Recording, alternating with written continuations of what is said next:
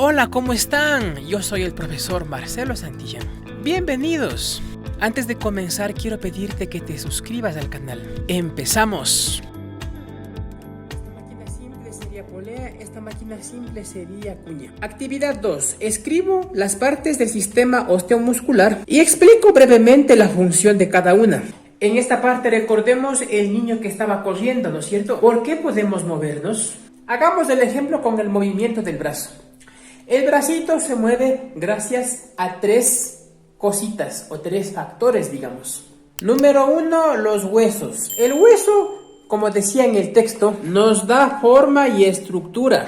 Eso quiere decir que si no tuviéramos hueso, nos caeríamos como trapo viejo. Así nos caeríamos, no tuviéramos forma. Número 2, las articulaciones. Aquí está la articulación, esta bolita es la articulación. Como decía en el texto, las articulaciones son donde los huesos se conectan y le dan al cuerpo una multiplicidad de movimientos. Si esto fuera un huesito y este fuera otro huesito, para que se unan necesitaría la articulación y la articulación iría aquí, donde que se unen los huesos, lo cual nos permite los movimientos. Y número 3, el músculo, ¿no es cierto? La parte de la carnecita. Como dice en el texto, originan y controlan el movimiento.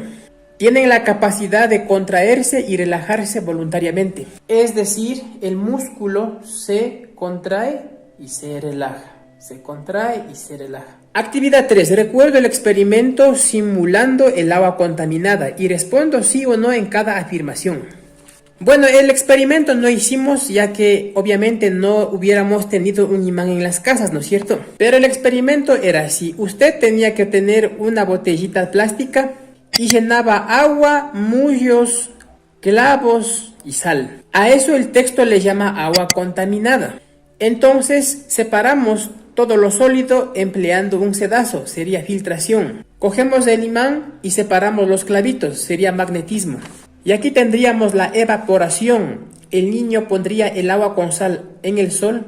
El agua se evapora y sube a las nubes y se quedaría solo la sal en la lavacara. Según eso contestamos la actividad 3. Actividad 4. Completo la tabla con los dibujos que se indican. Un alimento que tenga mezcla homogénea, dibujamos. Una mezcla alimenticia que se pueda separar por filtración, dibujamos. Un alimento que tenga mezcla heterogénea, dibujamos. Esto ya se explicó en los videos anteriores. Actividad 5. Las siguientes son situaciones que se presentan en casa regularmente. Indico el método de separación de mezclas que emplearía en cada caso. Explico brevemente el porqué. Acción: solo quiero comer el caldo, no las verduras de la sopa. ¿Cómo separaríamos el caldo de las verduras? Pues sería por filtración utilizando un sedazo, ¿no es cierto? Método sería filtración aquí. La razón, usted puede poner cualquier razón. Y así con las demás. Actividad 6. Indico 3 hábitos de higiene que sigo para manipular adecuadamente los alimentos. Para realizar esto, revise las tareas anteriores. Eso es todo, chicos, y si les gustó el video, no olviden dejarme sus likes. Suscríbanse, comenten y compartan para más videos. Chao, chao.